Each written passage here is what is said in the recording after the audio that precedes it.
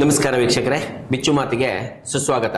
ಇವತ್ತು ಸಹಕಾರಿ ಧುರೀಣರು ಅನ್ನೋದಕ್ಕಿಂತ ಬಹಳ ಕಷ್ಟಪಟ್ಟು ಒಂದು ಸಂಸ್ಥೆ ಬಹುತೇಕವಾಗಿ ಸಾಯುವ ಸ್ಟೇಜಿನಲ್ಲಿರುವಂತಹ ಸಂಸ್ಥೆಯನ್ನು ಕಷ್ಟಪಟ್ಟು ಅವರ ಸಣ್ಣ ವಯಸ್ಸಿನಲ್ಲೇ ಅದರ ಜವಾಬ್ದಾರಿಯನ್ನು ಹೊತ್ಕೊಂಡು ಉಡುಪಿ ಜಿಲ್ಲೆಯಲ್ಲಿ ಇವತ್ತು ಆ ಸಂಸ್ಥೆಯನ್ನೇ ಬೆಳೆಸಿ ಬಹುತೇಕವಾಗಿ 11ರಿಂದ 12 ಸಂಸ್ಥೆ ಒಂದು ಬ್ರಾಂಚ್ಗಳನ್ನು ಕಟ್ಟಿ ಇವತ್ತು ಸ್ವತಂತ್ರವಾಗಿ ಬದುಕುವ ಜೊತೆಗೆ ಸಾಕಷ್ಟು ಜನರಿಗೆ ಉದ್ಯೋಗವನ್ನು ಕೊಟ್ಟುಕೊಂಡು ಜೊತೆಗೆ ಒಂದಷ್ಟು ಕಾರ್ಯಕ್ರಮಗಳನ್ನು ಬೇರೆ ಬೇರೆ ರೀತಿಯ ಸಮಾಜ ಸೇವೆಗಳನ್ನು ಮಾಡಿಕೊಂಡು ಹಲವು ಸಂಸ್ಥೆಗಳಲ್ಲಿ ಒಂದು ದುಡಿಯುತ್ತಾ ಅದರ ಜವಾಬ್ದಾರಿಯನ್ನು ಹೊತ್ತುಕೊಂಡು ಸಾಕಷ್ಟು ಒಂದು ಕಾರ್ಯಕ್ರಮಗಳ ಮಾಡ್ಕೊಳ್ತಾ ಬರ್ತಾ ಇರತಕ್ಕಂತಹ ಜಯಕರ್ ಶೆಟ್ಟಿ ಇಂದ್ರಾಳಿ ಅವರು ನಮ್ಮ ಜೊತೆಗಿದ್ದಾರೆ.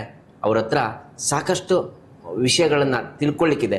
ಇದು ಯಾಕೆ ಅಂತಂದರೆ ಇವತ್ತಿನ ಯುವ ಸಮುದಾಯ ಇವರ ಏನು ಕಷ್ಟ ಕಾರ್ಪಣ್ಯಗಳನ್ನು ಆ ಒಂದು ಚಾಲೆಂಜಿಂಗ್ ಒಂದು ವಿಚಾರವನ್ನು ಯಾವ ರೀತಿ ತಗೊಂಡ್ರು, ಯಾವ ರೀತಿ ಅದನ್ನು ನಿಭಾಯಿಸಿದ್ರು, ಅದು ವೆರಿ ಇಂಪಾರ್ಟೆಂಟ್ ಅನ್ನಿಸ್ತದೆ. ನಮಗೆಲ್ಲರಿಗೂ ಮಾದರಿಯಾಗಬೇಕು. ಹಾಗಾಗಿ ಅವರ ಕಥೆಯನ್ನು, ಸಾಹಸದ ಕಥೆಯನ್ನು ನಾವೊಂದಷ್ಟು ತಿಳ್ಕೊಳ್ಳುವ ಪ್ರಯತ್ನವನ್ನು ಮಾಡುವ, ಅವರ ಬಾಯಿಂದಲೇ ತಿಳ್ಕೊಳ್ಳುವ ಪ್ರಯತ್ನವನ್ನು ಮಾಡುವ, ಅವರ ಬಾಯಿಂದ ತರಿಸುವ ಪ್ರಯತ್ನವನ್ನು ನಾವು ಮಾಡುವ ಇವತ್ತಿನ ಕಾರ್ಯಕ್ರಮದಲ್ಲಿ ಅಂತ ಹೇಳ್ತಾ ಮೊದಲಿಗೆ ಅವರನ್ನು ಈ ಕಾರ್ಯಕ್ರಮಕ್ಕೆ ಸ್ವಾಗತಿಸಿಕೊಳ್ಳೋಣ. ಜಯಕರ್ ಶೆಟ್ಟಿ ಇಂದ್ರಾಳಿಯವರೇ, ನಮ್ಮ ಚಾನಲ್ ಹಾಗೂ ನಮ್ಮ ಪತ್ರಿಕೆಯ ಏನು ಓದುಗರಿದ್ದಾರೆ, ಏನು ವೀಕ್ಷಕರಿದ್ದಾರೆ, ಅವರೆಲ್ಲರ ಪರವಾಗಿ ನಿಮಗೆ ಹೃತ್ಪೂರ್ವಕವಾದಂತಹ ಸ್ವಾಗತವನ್ನು ಬಯಸ್ತೇವೆ ಸರ್. ನಿಮ್ಮಂತಹ ಸಾಹಸಿಗರು ಅಂತ ಕಳಲಿಕ್ಕೆ ನಮಗೆ ಹೆಮ್ಮೆ ಅನ್ನಿಸ್ತದೆ.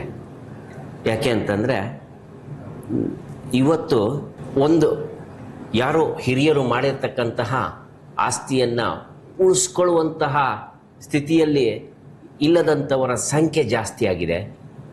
ಯುವ ಸಮುದಾಯವು ಹಣದ ಹಿಂದೆ ಅಥವಾ ಆಧುನಿಕತೆಯ ಹಿಂದೆ ಬೆನ್ನತ್ತಿ ಹೋಗ್ತಾ ಈ ಒಂದು ಕಷ್ಟಪಟ್ಟು ದುಡಿಯುವಂತಹ ಅಥವಾ ಒಂದು ಜವಾಬ್ದಾರಿಯನ್ನು ನಿಭಾಯಿಸುವಂತಹ ನಿಟ್ಟಿನಿಂದ ವಿಮುಖವಾಗ್ತಾ ಇರುವಂತಹ ನಾವು ಕಾಣ್ತಾ ಇದ್ದೇವೆ ಇವತ್ತಿನ ಸಮಾಜದಲ್ಲಿ.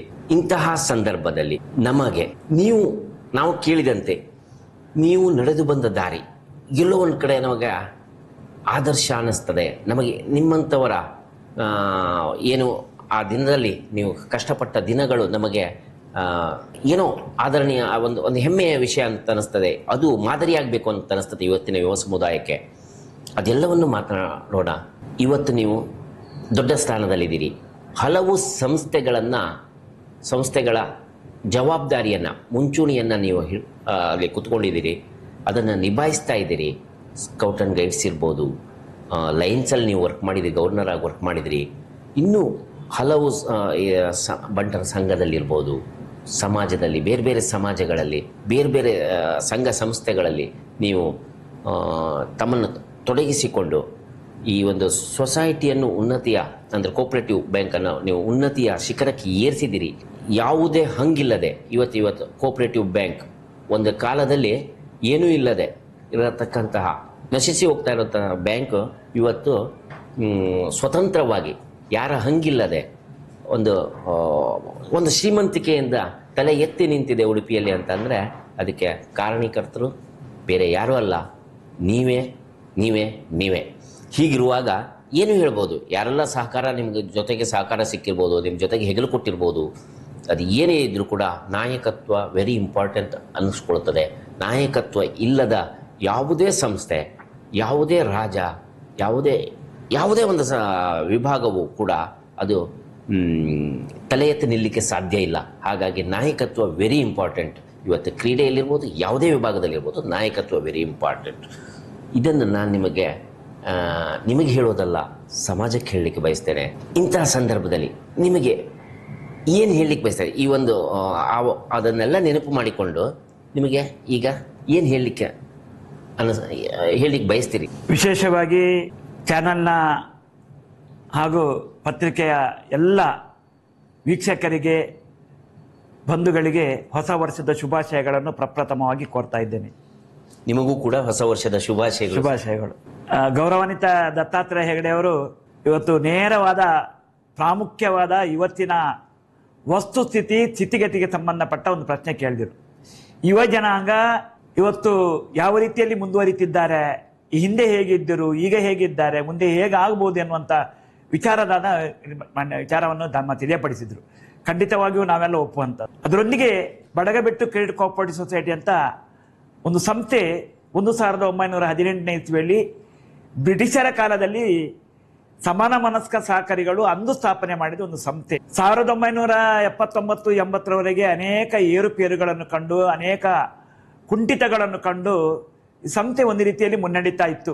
ಯಾವುದೋ ಒಂದು ಕಾರಣಕ್ಕೆ ಈ ಸಂಸ್ಥೆ ತದನಂತರದ ದಿನಗಳಲ್ಲಿ ಆಡಳಿತಾಧಿಕಾರಿ, ಸರ್ಕಾರದ ಆಡಳಿತಾಧಿಕಾರಿ, ಅಧಿಕಾರಿಯಾಗಿ ಇದರ ಜವಾಬ್ದಾರಿಯನ್ನು ವಹಿಸಿಕೊಳ್ತಾರೆ. ಆಡಳಿತ ಮಂಡಳಿಯನ್ನೇ ರದ್ದು ಮಾಡ್ತಾರೆ. ಸುಮಾರು 2 ವರ್ಷ 3 ವರ್ಷ ಆಡಳಿತಾಧಿಕಾರಿಯಲ್ಲಿ ಅವಧಿಯ ಸಂದರ್ಭದಲ್ಲಿ ಈ ಸಂಸ್ಥೆಗೆ ಬಡಗಬೆಟ್ಟು ಕ್ರೆಡಿಟ್ ಕೋಆಪರೇಟಿವ್ ಸೊಸೈಟಿ ಸಂಸ್ಥೆಗೆ ನಾನೊಬ್ಬ ಸಿಬ್ಬಂದಿಯಾಗಿ ನೇಮಕ ಆಗ್ತೀನಿ. ಅಂದ್ರೆ ಏಕೋಪಾಧ್ಯಾಯ ಶಾಲೆಗೆ ಮುಖ್ಯೋಪಾಧ್ಯಾಯ ಇದ್ದ ಹಾಗೆ, ಒನ್ ಮ್ಯಾನ್ ಶೋ. ಹೌದು, ಗುಮಸ್ತನು ನಾನೇ, ಅಟೆಂಡರು ನಾನೇ, ಕಾರ್ಯದರ್ಶಿಯು ನಾನೇ, ಎಲ್ಲವೂ ನಾನು. ಜಾಡ್ ಹೊಡೆಯೋರು ಹೌದು. ಆದ್ರೂ ಸಂತೋಷ, ಯಾಕಂದ್ರೆ ಸಣ್ಣ ಪ್ರಾಯ ಆಗ. ಯಾಕಂದ್ರೆ PUC ಆಗಿ ಕೇವಲ 1 ವಾರಗಳ ತನಕ ಮನೆಯಲ್ಲಿದ್ದು 8ನೇ ದಿನಕ್ಕೆ ನಾನು ಈ ಸಂಸ್ಥೆಗೆ ಒಬ್ಬ ನೌಕರನಾಗಿ ಸೇರುವಂಥ ಅವಕಾಶ ನನಗೆ ಅಂದಿನ ಅಧಿಕಾರಿ ವರ್ಗದವರು ಕಲ್ಪಿಸಿಕೊಟ್ರು. ತದನಂತರದ ದಿನಗಳಲ್ಲಿ 1 ವರ್ಷ 2 ವರ್ಷ ಸ್ವಲ್ಪ ಕಷ್ಟ ಆಯಿತು. ಯಾಕಂದ್ರೆ ಈ ಸಂಸ್ಥೆಯನ್ನು ಏನು ಮಾಡೋದು, ಹೇಗೆ ಮುಂದುವರಿಸುವುದು ಅಂತ ಒಂದು ಛಲ ಇತ್ತು. ಬಾಲ್ಯದಲ್ಲೇ ಒಂದು ಛಲ ಇತ್ತು. ಈಗಾಗಲೇ ಅವರು ಹೇಳಿದಂತೆ ವಿದ್ಯಾರ್ಥಿ ಜೀವನದಲ್ಲಿ ಒಂದು ನಾಯಕತ್ವ ಗುಣವನ್ನು ನಾನು ಮೈಗೂಡಿಸಿಕೊಂಡಿದ್ದೇನೆ. ಮುಂಚಿನಿಂದಲೂ ಬಾಲ್ಯದಿಂದಲೂ. ಯಾಕಂದರೆ ನಮ್ಮದು ಕೃಷಿ ಕುಟುಂಬ, ಕೂಡು ಕುಟುಂಬದ ವ್ಯವಸ್ಥೆಯಲ್ಲಿ ನಾವು ಬಾಳಿದವರು, ಜನಿಸಿದವರು. ಯಾಕಂದರೆ ನಾವು ತಂದೆ ತಾಯಿಗೆ ಕೊಡುವಷ್ಟೇ ಗೌರವವನ್ನು ನಮ್ಮ ಮಾವಂದಿರಿಗೆ, ನಮ್ಮ ಚಿಕ್ಕಪ್ಪನಿಗೆ, ನಮ್ಮ ದೊಡ್ಡಮ್ಮನಿಗೆ, ನಮ್ಮ ದೊಡ್ಡಪ್ಪನಿಗೆ, ನಮ್ಮ ಅಜ್ಜನಿಗೆ, ಅಜ್ಜಿಯವರಿಗೆ ಕೂಡು ಕುಟುಂಬದ ವ್ಯವಸ್ಥೆಯಲ್ಲಿ ದೊಡ್ಡ ಮಡಿಕೆಯಲ್ಲಿ ಅಡಿಗೆ ಮಾಡ್ತಿದ್ರು ನಮ್ಮ ಮನೆಯಲ್ಲಿ. ತುಂಬ ಸಂತೋಷ. ಯಾಕಂದರೆ ಎಲ್ಲ ಒಟ್ಟಾಗಿ ಕೆಲಸ ಮಾಡುವಂಥದ್ದು, ಕೃಷಿ ಕೆಲಸ ಮಾಡುವಂಥದ್ದು, ಬೇಸಾಯದ ಕೆಲಸ ಮಾಡುವಂಥದ್ದು, ಅದರೊಂದಿಗೆ ನಾವು ಒಳ್ಳೆಯ ಒಟ್ಟಾಗಿ ಊಟ ಮಾಡುವಂಥದ್ದು. ಆ ದಿನಗಳನ್ನು ನೆನೆಸಿದರೆ ಇವತ್ತು ಇನ್ನು ಮುಂದೆ ಆ ದಿನಗಳು ಬರ್ಬೋದಾ ಎನ್ನುವಂಥ ಪ್ರಶ್ನಾರ್ಥಕ ಚಿಹ್ನೆ ನಮ್ಮೆಲ್ಲರಲ್ಲಿದೆ.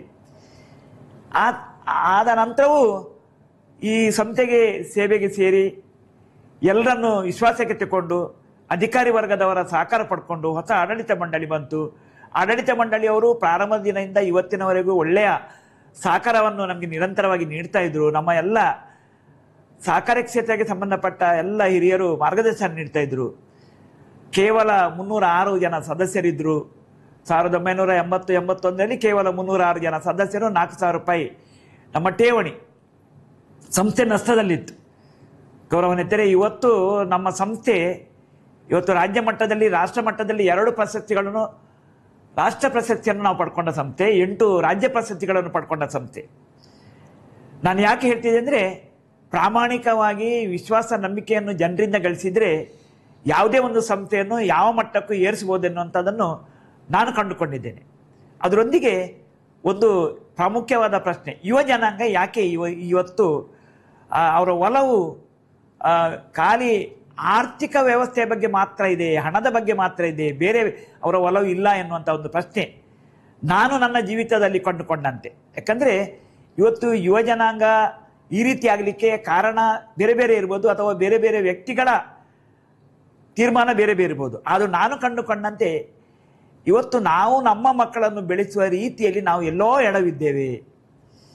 ನಾವು ಬಾಲ್ಯದಲ್ಲಿ ನಮಗೆ ಕನ್ನಡ ಮಾಧ್ಯಮ ಶಾಲೆಯಲ್ಲಿ ಕಲ್ತವ್ರು. ನಾವು ಶಾಲೆಗೆ ಹೋಗಬೇಕಾದರೆ ಮನೆಯಲ್ಲಿ ಇಂತಿಷ್ಟು ಕೆಲಸ ಮಾಡ್ಕೊಳ್ಬೇಕು, ಆಧ್ಯಾತ್ಮಿಕವಾಗಿ ಸ್ವಲ್ಪ ಚಿಂತನೆ ಇರಬೇಕು. ಶಾಲೆಗೆ ಹೋಗಿ ಬಂದ ನಂತರ ಕೈಕಾಲು ತೊಳೆದ ನಂತರ ಗದ್ದೆಯಲ್ಲಿ ಕೆಲಸ ಮಾಡಬೇಕು. ಮನೆಯಲ್ಲಿ ಕೊಡುವ ಏನೋ ಉಪಹಾರ ಇರ್ಬೋದು, ಅದನ್ನು ಸೇವಿಸಬೇಕು. ಮನೆಗೆ ಬಂದ ನಂತರ ಸ್ನಾನ ಮಾಡಿ ಭಜನೆ ಮಾಡಬೇಕು. ಭಜನೆ ಮಾಡಿದ ನಂತರವೇ ನಮಗೆ ಊಟ ಸಿಗ್ತಿತ್ತು. ಆ ಒಂದು ದಿನಗಳನ್ನು ನೆನೆಸುವಾಗ ಇವತ್ತು ನಾವು ನಮ್ಮ ಮಕ್ಕಳನ್ನು ಆ ರೀತಿ ಬೆಳೆಸ್ತಾ ಇದ್ದೇವೆ. ಅಷ್ಟೆಲ್ಲ ಕೆಲಸ ಮಾಡಿಕೊಂಡು ಪಠ್ಯಪುಸ್ತಕಗಳ ಚಟುವಟಿಕೆಗಳನ್ನು ಮಾಡ್ತಿದ್ದೆವು. ಅಷ್ಟೆಲ್ಲ ಕೆಲಸ ಮಾಡಿಕೊಂಡು ಪಠ್ಯಪುಸ್ತಕ ಮಾಡ್ತಿದ್ದೆವು. ಅಧ್ಯಾಪಕ ಒಂದದವರು ನಮಗೆ ಬುದ್ಧಿವಾದ ಹೇಳ್ತಿದ್ರು, ಅಗತ್ಯ ಬಿದ್ದಾಗ ಪೆಟ್ಟನ್ನು ಕೊಟ್ಟಿದ್ದಾರೆ. ಇವತ್ತಿಗೂ ನಾವು ಶಾಲೆಯಿಂದ ಹೊರಗೆ ಬರುವಾಗ ಎಣಿಸಿಕೊಂಡಿದ್ದೀವಿ, ನಮಗೆ ಈ ಮಾಸ್ಟರ್ ಹೊಡೆದಿದ್ದಾರೆ, ನಾನು ಇನ್ನು ಹೊರಗೆ ಬಂದ ನಂತರ ಈ ಮಾಸ್ಟರ್ಗೆ ಏನಾದರೂ ಅನ್ಯಾಯ ಮಾಡಬೇಕಂತ ಎಣಿಸಿದವರು ನಮ್ಮಂಥ ಆ ಪ್ರಾಯದ ವಿದ್ಯಾರ್ಥಿ ವೃಂದದವರು ಇವತ್ತಿಗೂ ನಾವು ಕೊಡುವಂಥ ಗೌರವ, ನಮಗೆ ಶಿಕ್ಷಣ ನೀಡಿದ ಪ್ರಾಥಮಿಕ ಶಿಕ್ಷಣ ಇರ್ಬೋದು, ಪ್ರೌಢ ಶಿಕ್ಷಣ ಇರ್ಬೋದು, ತದನಂತರ ಕಾಲೇಜು ಶಿಕ್ಷಣ ನೀಡ್ಬೋದು, ಇವತ್ತಿಗೂ ನಾವು ಆ ನಮ್ಮ ಶಿಕ್ಷಕರಿಗೆ ನೀಡುವ ಗೌರವ ಇವತ್ತಿನ ವಿದ್ಯಾರ್ಥಿಗಳು ಅವರ ಗುರುಗಳಿಗೆ ನೀಡ್ತಾ ಇಲ್ಲ. ಯಾಕಂದರೆ ನಮ್ಮನ್ನು ಗುದ್ದಿ ತಿದ್ದಿ ಸಮಾಜದಲ್ಲಿ ಒಬ್ಬ ಒಳ್ಳೆಯ ವ್ಯಕ್ತಿ ಆಗಲಿಕ್ಕೆ ಅವರ ಪ್ರಯತ್ನ ಸಾಕಷ್ಟಿದೆ. ಸರ್, ಈ ಮಧ್ಯದಲ್ಲಿ ನಾನು ಒಂಚೂರು ಬರ್ತೇನೆ.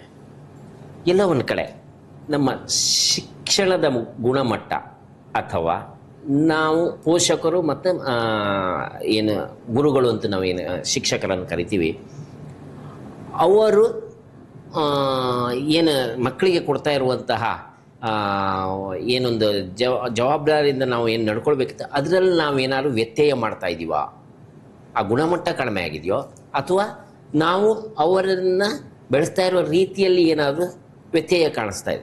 ನಿಮಗೆ ಏನು ಅನ್ನಿಸ್ತದೆ ಸರ್? ಖಂಡಿತವಾಗಿಯೂ. ಯಾಕಂದರೆ ಇದು ಪ್ರಾಮುಖ್ಯವಾದ ಪ್ರಶ್ನೆ. ನಾನು ಇದೇ ಬಗ್ಗೆ ಹೇಳ್ತೀನಿ. ಇವತ್ತು ನಾವೆಲ್ಲ 1ನೇ ತರಗತಿಗೆ ಸೇರುವಾಗ 5.5 ವರ್ಷ ಅಥವಾ 6 ವರ್ಷ ಅದರ ಅಂತ ಸೇರಿದ್ದೇವೆ. ಇವತ್ತು 2.5 ವರ್ಷದ ಮಕ್ಕಳನ್ನು ಕಂಕುಳಲ್ಲಿ ಹಿಡ್ಕೊಂಡು ಬಂದು ನಾವು LKG ಸೇರಿಸ್ತಾ ಇದ್ದೇವೆ, ಅಥವಾ LKGಯನ್ನು ಯಾವುದೋ ಒಂದು ಶಾಲೆಗೆ ನಾವು ಹಾಕ್ತಾ ಇದ್ದೇವೆ. ಬಸ್ಸಿನಲ್ಲಿ ನಾವು ಆ ಮಕ್ಕಳನ್ನು ತುಂಬಿ ನಾವು ಮಕ್ಕಳನ್ನು ಕಳಿಸಿಬಿಡ್ತೇವೆ. 4:15 ಗಂಟೆ 5:30 ಗಂಟೆ ಅಥವಾ 6 ಗಂಟೆಗೆ ಬಸ್ಸಿನವರು ಬಂದು ಅದನ್ನು ಹೊರಗೆ ಹಾಕಿ ಹೋಗ್ತಾರೆ ಮಗುವನ್ನು ಬಸ್ಸಿನಿಂದ. ಬಂದ ನಂತರ ಮಕ್ಕಳು ಪಾಪ 1 ಗಂಟೆ 1.5 ಗಂಟೆ ಅಥವಾ ಅರ್ಧ ಗಂಟೆ ಬಸ್ಸಲ್ಲಿ ಪ್ರಯಾಣ ಮಾಡಿ ಬರುವಾಗಲೇ ಸುಸ್ತಾಗ್ತದೆ. ಬಂದ ನಂತರ ನಾವು ಮನೆಯಲ್ಲಿ ಕೂತ್ಕೊಳ್ಳಿಕ್ಕೆ ಬಿಡುವುದಿಲ್ಲ, ಇನ್ನೊಂದು ಟ್ಯೂಷನಿಗೆ ಹಾಕ್ತೇವೆ. 1ನೇ ತರಗತಿಯ ಮಕ್ಕಳನ್ನು ನಾವು ಟ್ಯೂಷನಿಗೆ ಆಗುವಂಥ ಪರಿಪಾಠ ಇವತ್ತು ನಮ್ಮಲ್ಲಿದೆ. ನಾವು ಮಕ್ಕಳು ಇವತ್ತು 90% 95% ಮಾರ್ಕ್ ತೆಗಿತಾರೆ, ತುಂಬ ಸಂತೋಷ. ಆದರೆ ನಾನು ಹೇಳುವುದಿಷ್ಟೇ, ಇವತ್ತು ವಿದ್ಯಾರ್ಥಿ ವೃಂದದವರಿಗೆ ಅಥವಾ ಪೋಷಕರಿಗೆ ಜೀವನ ಅಂದರೆ ಅಂಕ ಗಳಿಸುವುದು ಮಾತ್ರ ಜೀವನ ಅಲ್ಲ. ವಿದ್ಯೆ ಅಂದರೆ ಏನು? ಶಿಕ್ಷಣ, ವಿದ್ಯೆ, ಜ್ಞಾನ. ಯಾಕಂದರೆ ಇದು 3ಕ್ಕೆ ನಾವು ವ್ಯತ್ಯಾಸವನ್ನು ಕಳ್ಕೊಳ್ಬೇಕು. ಶಿಕ್ಷಣ ಅಂದರೆ ನಾವು ಮಕ್ಕಳಿಗೆ ಏನು ತಿಳುವಳಿಕೆ ನೀಡ್ತೇವೆ ಅಥವಾ ಅವರಿಗೆ ಪಾಠ ಪ್ರವಚನಕ್ಕೆ ಕಾಲೇಜಿಗೆ ಕಲಿಸ್ತೇವೆ, ಅದು ಶಿಕ್ಷಣ ಆಗಿರ್ಬೋದು. ವಿದ್ಯೆ ಅಂದರೆ ಮಕ್ಕಳನ್ನು ಸರ್ವತೋಮುಖವಾಗಿ ಬೆಳೆಸಬೇಕು. ನಾವು ಕೇವಲ ಪಾಠ ಪುಸ್ತಕದ ಬಗ್ಗೆ ಮಾತ್ರ ಅಲ್ಲ, ಸಮಾಜದಲ್ಲಿ ಬೇರೆಯವರನ್ನು ಒಡನಾಟ ಇಟ್ಕೊಳ್ಬೇಕು. ಇವತ್ತು ಬೇರೆಯವರ ಪರಿಚಯ ಬೇಕು, ಆಧ್ಯಾತ್ಮಿಕ ಬಗ್ಗೆ ಒಲವು ಬೇಕು, ಗೌರವ ಕೊಡುವಂತನ್ನು ಕಲಿಸಿಕೊಡ್ಬೇಕು, ಹಿರಿಯರಿಗೆ ಬುದ್ಧಿವಾದ ಹೇಳುವಂತ ಅವಕಾಶವನ್ನು ಒದಗಿಸಿಕೊಡ್ಬೇಕು, ಯಾರ್ಯಾರೊಟ್ಟಿಗೆ ಯಾವ ರೀತಿ ನಡ್ಕೊಳ್ಬೇಕು ಅನ್ನುವಂಥದ್ದು ಶಿಕ್ಷಣ. ನಾವು ಇವತ್ತು ಶಿಕ್ಷಣ ಕಲಿಸ್ತಾ ಇಲ್ಲ ಮಕ್ಕಳಿಗೆ, ನಾವು ಇವತ್ತು ಮಕ್ಕಳಿಗೆ ವಿದ್ಯೆ ಕಲಿಸ್ತಾ ಇದ್ದೇವೆ. ನಾನು ಹೇಳೋದು, ಎಲ್ಲ ಅಧ್ಯಾಪಕ ವೃಂದದವರು ಮಕ್ಕಳನ್ನು ಇವತ್ತು ಅಧ್ಯಾಪಕ ವೃಂದದವರಿಗೆ ಸ್ವಾಯತ್ತತೆ ನೀಡಿದರೆ, ಸಂಪೂರ್ಣ ಜವಾಬ್ದಾರಿ ನೀಡಿದರೆ ಖಂಡಿತವಾಗಿಯೂ ನಮ್ಮ ಶಿಕ್ಷಕರು ಒಳ್ಳೆಯ ಶಿಕ್ಷಣವನ್ನು ಕೊಡುವ ಮಟ್ಟದಲ್ಲಿದ್ದಾರೆ. ಆದರೆ ಇವತ್ತು ಪೋಷಕರಾದ ನಾವು ನಮ್ಮ ಮಕ್ಕಳಿಗೆ ಏನಾದರೂ ಬೈದರೆ ಅಥವಾ ತಿದ್ದಿ ಬುದ್ಧಿ ಹೇಳಿದರೆ ನಾವು ಅದನ್ನು ದೊಡ್ಡ ಲೋಪ ಅಂತ ಹೇಳಿಕೊಂಡು ಅವರ ಮೇಲೆ ನಾವು ಇವತ್ತು ಕಾನೂನು ಕ್ರಮ ಕೈಗೊಳ್ಳುವಂಥದ್ದು ತಪ್ಪು ಎನ್ನುವಂಥದ್ದು ವೈಯಕ್ತಿಕ ನನ್ನ ಅಭಿಪ್ರಾಯ. ನಾವು ನಮ್ಮ ಮಕ್ಕಳನ್ನು ಬೆಳೆಸುವ ರೀತಿ ಎಲ್ಲಿವರೆಗೆ ಅಂದರೆ ಇವತ್ತು ಅಲ್ಲಲ್ಲಿ ವೃದ್ಧಾಶ್ರಮ ಆಗ್ತಾ ಇದೆ. ಸಾಕಷ್ಟು ವೃದ್ಧಾಶ್ರಮ ನಾನು ನೋಡಿದ್ದೇನೆ. ನಾನು ಮೊನ್ನೆ ಒಂದು ಕಡೆ ಹೇಳಿದೆ, ಅವರು ಹೇಳಿದರು ನಾವು ಒಂದು ವೃದ್ಧಾಶ್ರಮ ಆಯಿತು, ಇನ್ನೊಂದು ವೃದ್ಧಾಶ್ರಮ ಮಾಡ್ತೇನೆ. ನಾನು ಅವರನ್ನು ಕರೆದು ಹೇಳಿದೆ, ದಯವಿಟ್ಟು ವೃದ್ಧಾಶ್ರಮ ಮಾಡಲಿಕ್ಕೆ ಹೋಗಬೇಡಿ. ನಮ್ಮ ತಂದೆ ತಾಯಿಯರು, ನಮ್ಮ ಹಿರಿಯರು ವೃದ್ಧರನ್ನು ಯಾರು ಮಕ್ಕಳು ನೋಡುವುದಿಲ್ಲ, ಅವರನ್ನು ಅದೇ ಮನೆಯಲ್ಲಿ ಮಕ್ಕಳು ನೋಡುವಂಥ ವ್ಯವಸ್ಥೆಗೆ ನಾವು ಹೋರಾಟ ಮಾಡೋಣ. ಅದಕ್ಕೆ ನಾನು ಪ್ರಾಮುಖ್ಯತೆ ಕೊಡ್ತೇನೆ. ಯಾಕಂದರೆ ಇವತ್ತು ನಾವು ಏನು ಮಾಡ್ತೇವೆ, ಮುಂದಿನ ದಿನಗಳಲ್ಲಿ ನಮ್ಮ ಮಕ್ಕಳು ಅದನ್ನೇ ಮಾಡ್ತೇನೆ ಅಂತ ತಿಳುವಳಿಕೆ ನಾವು ಇಟ್ಟುಕೊಳ್ಬೇಕು. ಹೊತ್ತು ಹೆತ್ತು ಸಾಕಿದ ತಾಯಿಯ ಕಣ್ಣಲ್ಲಿ ಯಾವತ್ತೂ ಕಣ್ಣೀರು ಬರೆಸುವಂಥ ಕೆಲಸವನ್ನು ನಾವು ಮಕ್ಕಳು ಮಾಡಬಾರ್ದು. ಇದು ನಾನು ಎಲ್ಲ ವೇದಿಕೆಯಲ್ಲಿ ಹೇಳುವಂಥ ಮಾತು. ಯಾಕಂದರೆ ಆ ನೋವು, ಅವರು ನಮ್ಮನ್ನು ಸಾಕಿ ಸಲಹಿ ದೊಡ್ಡದು ಮಾಡಿ ವಿದ್ಯಾಭ್ಯಾಸ ಕೊಟ್ಟು ನಮ್ಮನ್ನು ಒಂದು ಅಂತಸ್ತಿಗೆ ತರಬೇಕಾದ್ರೆ ಅವರು ಕಡುವ ಭಾವನೆ ಅಂದರೆ ಹೇಳಲಿಕ್ಕೆ ಅಲ್ಲ. ಈಗಾಗಲೇ ಅವರು ಹೇಳಿದಂತೆ ನಾವು ಒಂದು ತಾಂತ್ರಿಕ PUC ಆದ ನಂತರ ತಾಂತ್ರಿಕ ವಿದ್ಯಾಭ್ಯಾಸ ಕಲಿಸ್ತೇವೆ. ನಾವು 4 ವರ್ಷ ಇವತ್ತು ಇಂಜಿನಿಯರಿಂಗ್ ಇರ್ಬೋದು, 7ನೇ ಸೆಮಿಸ್ಟರ್ ಕೂಡ ನಮಗೆ ಪ್ಲೇಸ್ಮೆಂಟ್ ಆಗ್ತದೆ. ಬೇರೆ ಬೇರೆ IT ಕಂಪನಿಯವರು ಬಂದು ಇವತ್ತು ನಮಗೆ ಒಳ್ಳೆಯ ಕೆಲಸವನ್ನು ಹುಡ್ತಾರೆ. ನಾವು ಆದ ನಂತರ ಇಂಜಿನಿಯರಿಂಗ್ ಆದ ನಂತರ ನಮಗೆ ಕೈಯಲ್ಲಿ ಸಂಬಳ ಬರಲಿಕ್ಕೆ ಆಗ್ತದೆ. ಅಲ್ಲ, ಎಲ್ಲೋ ಒಂದು ಕಡೆ ಆ ಮೂಮೆಂಟ್ಸಲ್ಲಿ, ಆ ಸಂದರ್ಭದಲ್ಲಿ ಅವನು ಕಷ್ಟಪಡಬೇಕು. ₹1 ದುಡಿಲಿಕ್ಕೆ ಅವನು ಪಡುವ ಶ್ರಮ, ಕಣ್ಣಲ್ಲಿ ನೀರು ಬರುವಂಥ ಆ ದುಡ್ಡಿನ ವ್ಯಾಲ್ಯೂ ಗೊತ್ತಾಗುವಂಥ ಅಂತಹ ಸಂದರ್ಭದಲ್ಲಿ, ಆ ವಯಸ್ಸಿನಲ್ಲಿ ಅವ್ರ ಕೈಯಲ್ಲಿ ಲಕ್ಷಾಂತರ ರೂಪಾಯಿ ಸಿಗ್ತಾ ಇದೆ. ಇದು ಎಲ್ಲೋ ಒಂದು ಕಡೆ ಅವರಿಗೆ ಹಣದ ವ್ಯಾಲ್ಯೂ ಅಥವಾ ಆ ಒಂದು ಈ ಕೆಳಗಿನ ಏನು ಲೋಕ ಮುಚ್ಚೋಗಿದೆ, ಕಾಣಿಸ್ತಾ ಇಲ್ಲ, ಮೇಲಿನ ಲೋಕ ಮಾತ್ರ ಕಾಣಿಸ್ತಾ ಇದೆ ಅಂತ ಆ ಒಂದು ಸ್ಥಿತಿ ಇವತ್ತು ನಿರ್ಮಾಣ ಆಗಿದೆಯಾ ಅಂತ ಹೇಳ್ಬಿಟ್ಟು. ಖಂಡಿತ. ಯಾಕಂದ್ರೆ ಇವತ್ತು ನಾವು ಸುಮಾರು 1 ಲಕ್ಷ ರೂಪಾಯಿ ಸಂಬಳ ಪಡ್ಕೊಳ್ಬೇಕಾದ್ರೆ ಸುಮಾರು 40 ವರ್ಷ ದುಡಿಬೇಕಾಯ್ತು. ಇವತ್ತು ಮಕ್ಕಳು 4 ವರ್ಷ ಇಂಜಿನಿಯರಿಂಗ್ ಮಾಡಿದ ನಂತರ IT ಕಂಪನಿಯವರು ಇವತ್ತು ಅವರಿಗೆ ಪ್ಲೇಸ್ಮೆಂಟ್ ಕೊಡ್ತಾರೆ, ಉದ್ಯೋಗ ಕೊಡ್ತಾರೆ. ಮಕ್ಕಳ ಪ್ಯಾಕೇಜ್ ಎಷ್ಟು ಹೇಳಿದ್ರೆ ತಿಂಗಳಿಗೆ ವರ್ಷಕ್ಕೆ 50 ಲಕ್ಷ ರೂಪಾಯಿ, ವರ್ಷಕ್ಕೆ 25 ಲಕ್ಷ ರೂಪಾಯಿ, ವರ್ಷಕ್ಕೆ 20 ಲಕ್ಷ ರೂಪಾಯಿ ಪ್ಯಾಕೇಜ್ ಇದೆ. ಅಂದರೆ 2 ಲಕ್ಷ ರೂಪಾಯಿ, 5 ಲಕ್ಷ ರೂಪಾಯಿ ತಿಂಗಳ ಸಂಬಳವನ್ನು ಪಡ್ಕೊಳ್ಳುವಂಥ ವ್ಯವಸ್ಥೆ ಇವತ್ತು ನಮ್ಮ ಜನಾಂಗಕ್ಕೆ ನಾವು ಕಾಣ್ತಾ ಇದ್ದೇವೆ. ನಾನು ಹೇಳುವುದಿದೆ, ಕಷ್ಟಪಟ್ಟು ದುಡಿರಿ ನೀವು. ಮಕ್ಕಳು ಕಷ್ಟಪಡೋದಿಲ್ಲ ಅಂತಲ್ಲ, ಬಟ್ ದುಡ್ಡಿನ ಮೌಲ್ಯದ ಬಗ್ಗೆ ಅವರಿಗೆ ಹೆಚ್ಚಿನ ಒಂದು ತಿಳುವಳಿಕೆ ಕಮ್ಮಿ ಆಗಿದೆ, ದುಡ್ಡಿಗೆ ಬೆಲೆ ಎನ್ನುವಂಥದ್ದು ಕಮ್ಮಿ ಆಗಿದೆ. ಆದ್ರಿಂದಲೇ ಇವತ್ತೊಂದು ಬಟ್ಟೆ ಅಂಗಡಿ ಹೋದರೆ ಡಜನ್ ಗಟ್ಟಲೆ ಬಟ್ಟೆ ಒಂದು ಶೂ ಅಂಗಡಿ ಹೋದರೆ ಡಜನ್ ಗಟ್ಟಲೆ ಶೂ ತಗೊಳ್ಳಿ. ಇವತ್ತು ನಾವು ಖರ್ಚು ಮಾಡಬೇಕಾದ್ರೆ ಅಷ್ಟೂ ಕ್ಯಾಲ್ಕುಲೇಷನ್ ಮಾಡ್ತಿದ್ದೀವಿ. ಆದರೆ ನಮ್ಮ ಮಕ್ಕಳನ್ನು ನಾವು ಬೆಳೆಸುವ ರೀತಿಯಲ್ಲಿ ಬದಲಾವಣೆ ಆದರೆ ನಾವು ಖಂಡಿತವಾಗಿಯೂ ಒಳ್ಳೆಯ ಸಮಾಜ ನಿರ್ಮಾಣ ಮಾಡ್ಬೋದು. ಹೊಸ ವೃಂದಕ್ಕೆ, ಯುವಕರಿಗೆ ಸಾಕಷ್ಟು ಇನ್ನಷ್ಟು ಒಳ್ಳೆಯ ಮಾರ್ಗದರ್ಶನ ಕೊಡಲಿಕ್ಕೆ ಸಾಧ್ಯ ಉಂಟು. ನಾವು ಎಲ್ಲರೂ ಪೋಷಕರು ಹೇಳೋದಂದ್ರೆ, ನಾನು ತುಂಬ ಕಷ್ಟಪಟ್ಟಿದ್ದೇನೆ, ನನ್ನ ಮಕ್ಕಳು ಕಷ್ಟಪಡಬಾರ್ದು ಎನ್ನುವಂಥ ಒಂದು ವ್ಯಾಮೋಹ ಇವತ್ತೆಲ್ಲ ಪೋಷಕರಲ್ಲಿ ಇದೆ. ಬಹುಶಃ ಅದಕ್ಕೆ ಕಾರಣ ಈಗ ಮಕ್ಕಳು ಮೊದಲಾಗಿದ್ರೆ ಮನೆ ತುಂಬ ಮಕ್ಕಳು ಇರ್ತಾ ಇದ್ರು.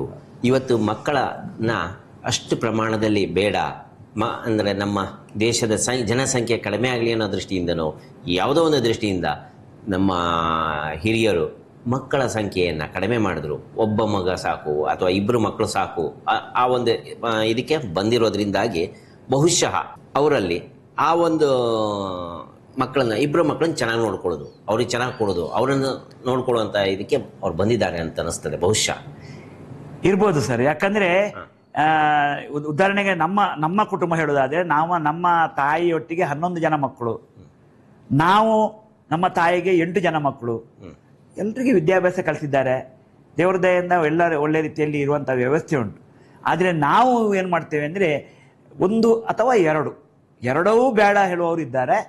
1ಕ್ಕೆ ಬಂದಿದೆ, 1 ಬೇಡ ಅಂತ ವರ್ಗ ಸ್ಟಾರ್ಟ್ ಆಗಿದೆ. ಇವತ್ತು ನಮಗೆ ಮಕ್ಕಳೇ ಬೇಡ ಅಂತ ವರ್ಗ ಬಂದಿದೆ. ಯಾಕಂದರೆ ನಾವು ಅದಕ್ಕೆ ಯಾವ ರೀತಿಯಲ್ಲಿ ಪ್ರೋತ್ಸಾಹ ಕೊಡಬಾರ್ದು. ಮತ್ತು ಇನ್ನೊಂದು ವಿಚಾರ ಅಂದರೆ, ನಾವು ಮಕ್ಕಳ 1 ಅಥವಾ 2 ಅದಕ್ಕೆ ರಿಸ್ಟ್ರಿಕ್ಷನ್ ಮಾಡಲಿಕ್ಕೆ ಯಾರ ಆಕ್ಷೇಪವೂ ಇಲ್ಲ. ನಾವು ಹೇಳ್ತೇವೆ, ಇವತ್ತು 5 ಅಥವಾ 6 ಮಕ್ಕಳು ಜನಸಂಖ್ಯೆ ಜಾಸ್ತಿ ಆದರೆ ಅದಕ್ಕೆ ಸರ್ಕಾರಿ ನೌಕರರಿಗೆ ಕೆಲವು ಅಡೆತಡೆ ಇರ್ಬೋದು. ಇವತ್ತು ಬೇರೆ ಯಾರಿಗೂ ನಾವು ಬೇರೆ ಸಮುದಾಯವರಿಗೆ ಹೇಳ್ತಾರೆ ಅವರು ತುಂಬ ಮಕ್ಕಳು ಅವರು ಇದ್ದಾರಂತ. ನಮ್ಮ ಸಮುದಾಯದ ಅಥವಾ ನಮ್ಮ ಸಮುದಾಯ ಹಿಂದೂ ಸಮುದಾಯಕ್ಕೆ ಯಾರು ಅಡೆತಡೆ ಮಾಡಲಿಲ್ಲ. ಮಕ್ಕಳ ಸಂಖ್ಯೆ ಜಾಸ್ತಿ ಮಾಡಲಿ, ಜನಸಂಖ್ಯೆ ಜಾಸ್ತಿ ಆಗಲಿ, ಆದಷ್ಟು ಒಳ್ಳೆಯ ವಿದ್ಯಾಭ್ಯಾಸ ಕೊಡಿ, ಅವರಿಗೆ ಒಳ್ಳೆಯ ಮಾರ್ಗದರ್ಶನ ಕೊಡಿ, ಸಂಸ್ಕಾರಯುತವಾದ ಒಂದು ವಾತಾವರಣವನ್ನು ಸೃಷ್ಟಿ ಮಾಡಬೇಕು ನಾವು. ಆಗ ಬಹುಶಃ ಈ ವೃದ್ಧಾಶ್ರಮಗಳ ಸಂಖ್ಯೆ ಕಡಿಮೆ ಆಗ್ತದೆ. ವೃದ್ಧಾಶ್ರಮಗಳು ಮುಂಚೆ ಎಲ್ಲಿತ್ತು? ನಾನು ಪ್ರಾಯದಲ್ಲಿ ಸ್ವಲ್ಪ ಸಣ್ಣವ, ಸುಮಾರು 50 ವರ್ಷ ಹಿಂದಿನ ಇವತ್ತು ಹಿರಿಯರಲ್ಲಿ ಕೇಳುವಾಗ ವೃದ್ಧಾಶ್ರಮ ಅನ್ನುವಂಥ ಇತ್ತೀಚಿನ ದಿನಗಳಲ್ಲಿ ವೃದ್ಧಾಶ್ರಮ 1, 2, 3, 4 ದಿನದಿಂದ ದಿನಕ್ಕೆ ಜಾಸ್ತಿ ಆಗ್ತಾ ಉಂಟು. ಕೇವಲ ಅದು ಬಿಸ್ನೆಸ್ ಆಗ್ತಾ ಉಂಟು. ಕೇವಲ 10 ದಿನಗಳ ಹಿಂದೆ ನಾನೊಂದು ವೃದ್ಧಾಶ್ರಮಕ್ಕೆ ಹೋಗಿದೆ, ದೀಪಾವಳಿ ಸೆಲೆಬ್ರೇಷನ್ ಅಂತ. ಅಲ್ಲಿ 100 ಜನ ಇದ್ರು. ನನಗೆ ತುಂಬಾ ಬೇಸರ ಆಯ್ತು. ಯಾಕೆ ನನ್ನ ಕಣ್ಣಲ್ಲಿ ನೀರು ಬಂತು. ಒಂದು ಅಮ್ಮ ಪಾಪ ನನ್ನನ್ನು ಅಪ್ಪಿ ಹಿಡ್ಕೊಂಡು ಕೂಗಿದ್ರು, ನನ್ನ ಕಣ್ಣಲ್ಲಿ ನೀರು ಬಂತು. ಯಾಕೆ ನನಗೆ ನನ್ನ ಅಮ್ಮನ ನೆನಪಾಯ್ತು. ಕೂಗಿದ ನಂತರ ನಾನು ನನ್ನನ್ನು ಅಪ್ಪಿ ಹಿಡಿದ್ರು. ಮತ್ತೆ ಕೇಳಿದೆ ನಾನು, ಅಮ್ಮ ಏನು, ಯಾಕೆ?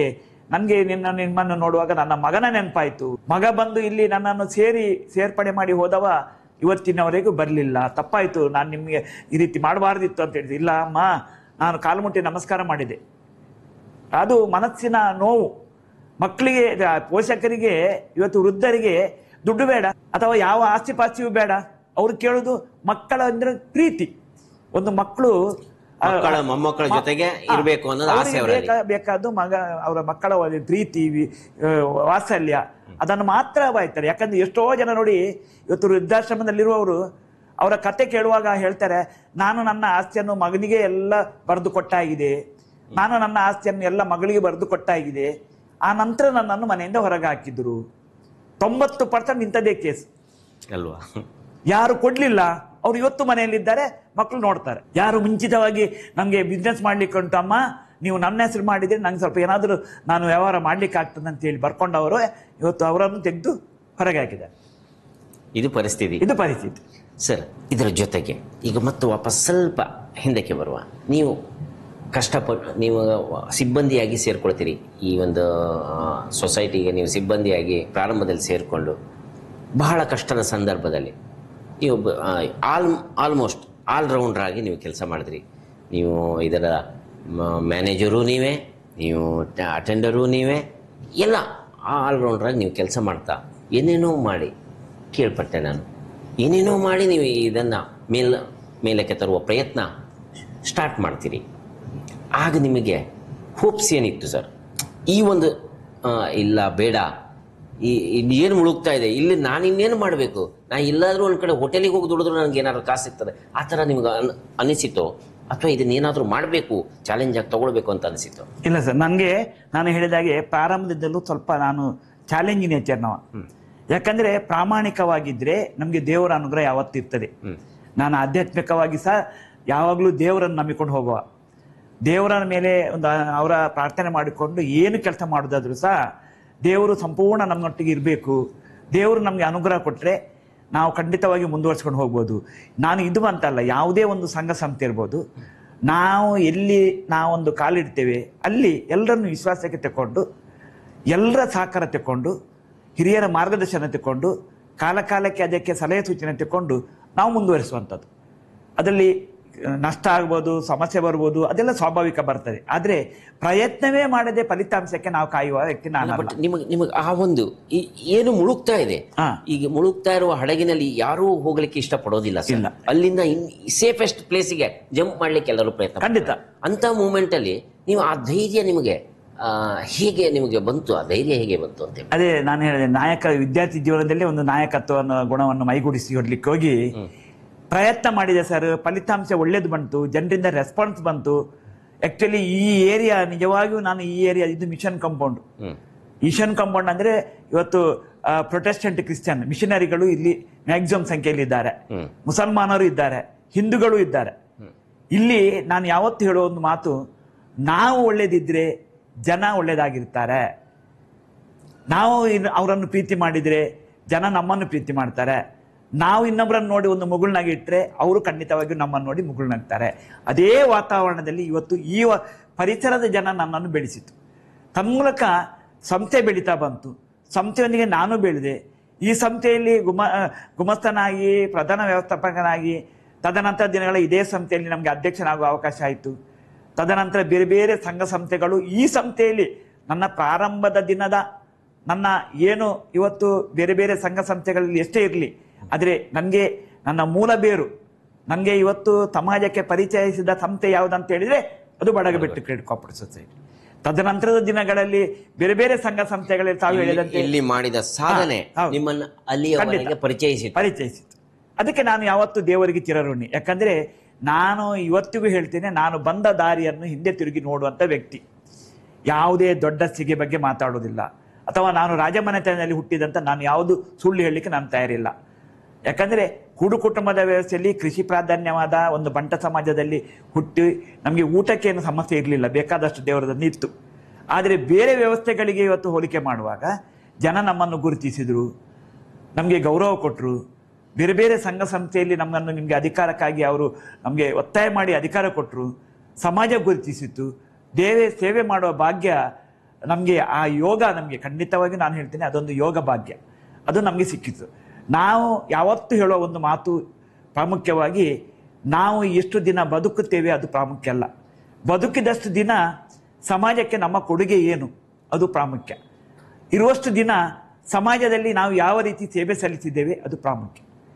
ಯಾಕಂದರೆ ನಾವು ಬೇರೆಯವರನ್ನು, ನಮಗಿಂತ ಅತ್ಯಂತ ಆರ್ಥಿಕವಾಗಿ ಬಡತನದಲ್ಲಿರುವವರು ಇದ್ದಾರೆ, ಅನಾರೋಗ್ಯ ಪೀಡಿತರಿದ್ದಾರೆ, ಅಶಕ್ತರಿದ್ದಾರೆ, ಅಬಲರಿದ್ದಾರೆ, ಅಂಧರಿದ್ದಾರೆ.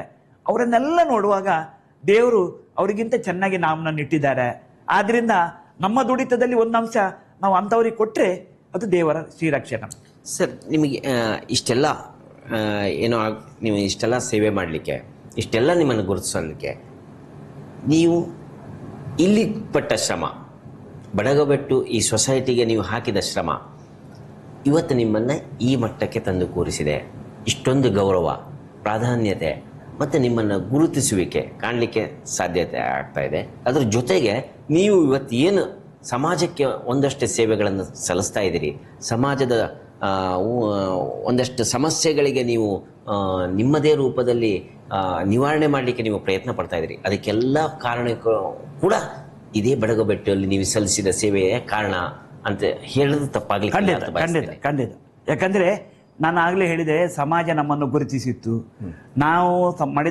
ನಾವು ಗಳಿಸಿದ ಸಂಪಾದನೆಯಲ್ಲಿ ಒಂದಂಶ ಸಮಾಜಕ್ಕೆ ಕೊಟ್ಟರೆ ಕೆರೆಯ ನೀರನ್ನು ಕೆರೆಗೆ ಕೊಡುವಂಥದ್ದು ಅಲ್ವಾ.